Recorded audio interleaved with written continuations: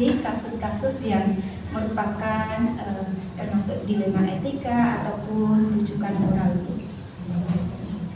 Ini Mbak Susi Handayani, terima kasih. Ini untuk memenuhi tugas CGP. Baik, akan saya tanggapi terkait dengan bagaimana saya ingin mengidentifikasi kasus-kasus yang berhubungan dengan dilema etika atau rujukan moral. Sebagai pemimpin di sebuah sekolahan ini, pasti banyak beragam kasus yang saya hadapi. Baik itu kasus yang keduanya benar tetapi saling bertentangan, yang dikenal dengan dilema etika, ataupun kasus yang salah satunya benar dan yang lainnya salah. Kedua kasus tersebut harus saya identifikasikan dengan benar dan supaya tidak ada kesalahan dalam pengambilan keputusan tersebut.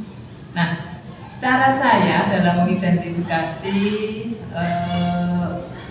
kasus tersebut, tentu saja saya harus memahami kasus itu, kemudian saya mengajak berkomunikasi dengan pihak-pihak yang terlibat. Setelah permasalahannya sudah saya pahami, maka perlu saya melakukan beberapa hal agar bisa untuk memetakan kasus tersebut merupakan rujukan moral ataupun dilema etika. Untuk itu dilakukanlah saya membuat daftar pertanyaan. Nah, daftar pertanyaan ini adalah merupakan syarat bagaimana saya akan menentukan masalah itu berbenturan atau tidak. Dan jika kasus tersebut diidentifikasi lolos dari syarat-syarat tersebut, maka dipastikan kasus tersebut adalah dilema etika. Dan sebaliknya, jika syarat-syarat di atas tidak dipenuhi, maka itu merupakan rujukan moral. Saya kira itu Mbak Susi. Untuk berikutnya Ibu, selama ini bagaimana Ibu menjalankan pengambilan keputusan di sekolah, terutama untuk kasus-kasus di mana misalnya dua kepentingan ini sama-sama benar, Bu, atau sama-sama mengandung nilai kebajikan, Ibu. Oh, gitu. Nah, untuk kasus dilema etika, saya akan mempertimbangkan kedua hal yang sama-sama benar tersebut, membenturkan faktor apa dan pihak di mana. Apakah kepentingan per orang atau banyak orang mengandung nilai-nilai kebenaran atau kesetiaan, rasa adil atau belas kasihan, ataukah berdampak untuk saat ini atau seterusnya.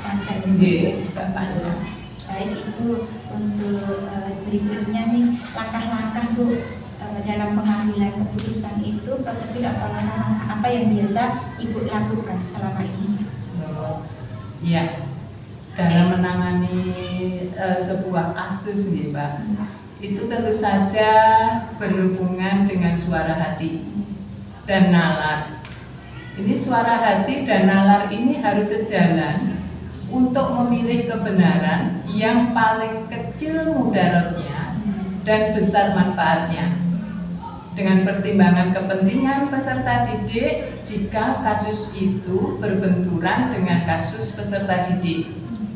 Berdasarkan pada prinsip berpikir berbasis hasil akhir, berpikir berbasis peraturan, berpikir berbasis rasa peduli, tahap berikutnya yang saya lakukan adalah investigasi dengan memeriksa kembali fakta-fakta yang dan temuan peluang, lalu baru dibuatlah suatu keputusan. Lalu dengan keputusan yang ditinjau kembali hingga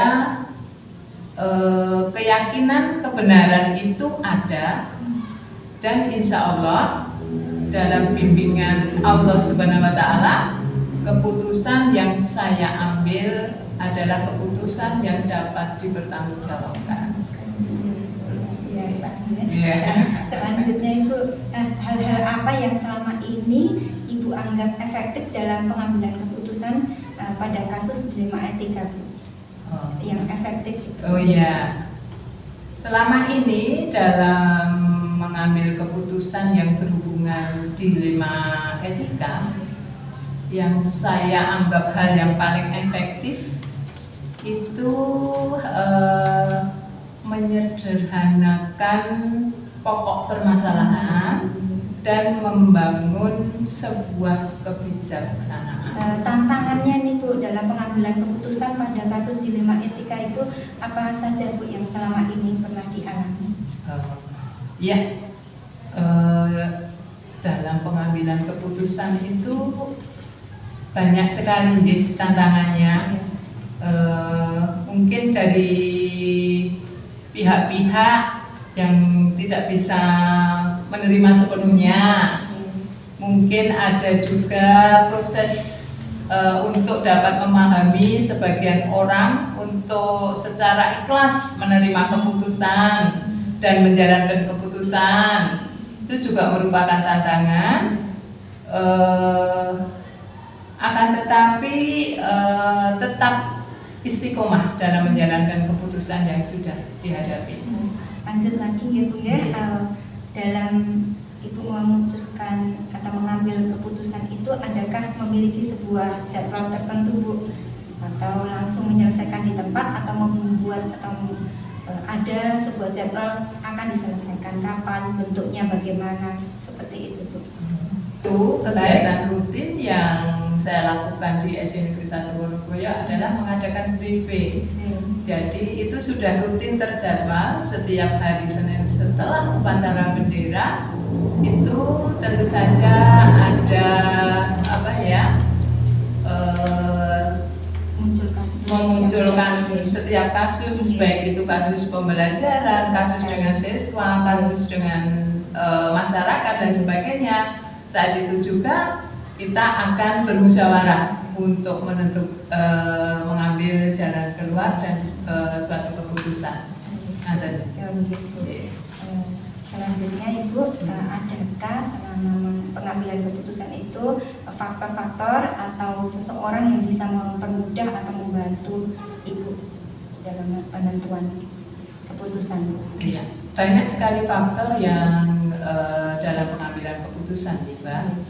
Yang pertama adalah menjalin komunikasi yang baik kepada semua warga sekolah. Kemudian mengelola emosi yang baik dan pemahaman tentang pengambilan keputusan sebagai seorang pemimpin menjadi faktor untuk mempermudah dan membantu dalam pengambilan keputusan.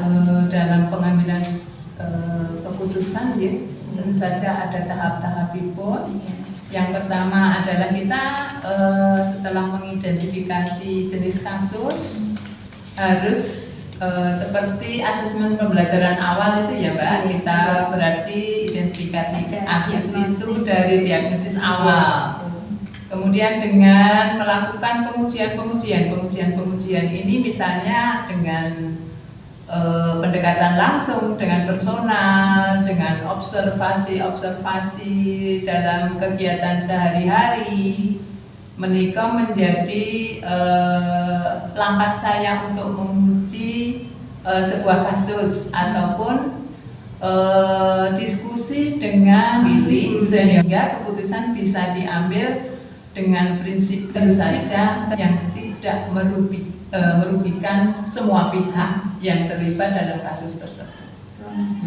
Ya, luar biasa. Semoga dapat menyelesaikan tugas-tugas dalam guru penggerak, semua lancar, sukses dan berdampak positif khususnya terhadap SD Negeri 1 Wonoboyo dan umumnya kepada dunia pendidikan kita di Kabupaten Wonogiri. Iya. Amin. Terima kasih. Selamat siang Bapak Dana. Selamat siang Bu Susi. Mohon maaf mengganggu waktunya di Pak ya. Nggak apa-apa. Saya akan melakukan wawancara mengenai pengambilan keputusan. Pak, langsung ya. Selama ini bagaimana Bapak dapat mengidentifikasi kasus-kasus yang merupakan dilema etika maupun rujukan moral, Pak? Baik, terima kasih atas waktunya Bu Susi. Jadi untuk menanggapi pertanyaan itu tadi, kasus dilema etika itu biasanya cenderung muncul karena adanya kepentingan yang tidak sama di antara unsur-unsur di sekolah, yang kemudian menjadi isu atau bahan diskusi serta pembicaraan di antara unsur-unsur di sebelah kami. Kemudian hal tersebut menjadi bahan pertimbangan preferensi yang dibicarakan di tingkat sekolah ataupun disampaikan kepada kepala sekolah seperti saya ini. Saya dalam menyikapi hal tersebut akan melakukan klarifikasi terlebih dahulu, kemudian konfirmasi terhadap pihak-pihak yang teridentifikasi untuk dimintai keterangan, pendapat tentang permasalahan tadi. Kemudian dengan asumsi bahwa permasalahan itu pasti ada penyelesaiannya, hanya dengan komunikasi dan koordinasi tentunya. Kemudian diputuskan dengan mempertimbangkan berbagai aspek, tentunya meminimalkan potensi negatif dari keputusan yang nantinya saya buat, kemudian memaksimalkan potensi positif dari apa yang nantinya akan saya putuskan. Seperti itu khususnya untuk pertanyaan panjenengan yang pertama tadi. Iya, baik Bapak. Untuk berikutnya Pak, selama ini bagaimana Bapak menjalankan pengambilan keputusan di sekolah, terutama untuk kasus-kasus di mana ada dua kepentingan yang sama-sama benar, kemudian atau juga yang sama-sama mengandung nilai kebajikan. Baik, untuk pertanyaan berikutnya ini tentunya langkah pertama saya tetap tenang Ibu ya. Pertama, kemudian pengambilan keputusan terkait hal tadi saya lakukan dengan pendekatan dulu, komunikasi, kemudian koordinasi dengan teman-teman, karena bagaimanapun pemimpin ini hanya menentukan, tetap ada koordinasi, komunikasi dengan teman-teman, dan pemimpin tentunya nanti yang mengambil keputusan. Akan tetapi referensi dan indikator pertimbangan-pertimbangan tentunya tetap kami pertimbangkan dalam pengambilan keputusan. Ini ada unsur-unsur dalam organisasi saya, sekolah saya. Jika berkenaan dengan hal-hal tersebut tentunya tetap kami koordinasikan, komunikasi yang jelas, komunikasi seperti itu. Baik, terima kasih.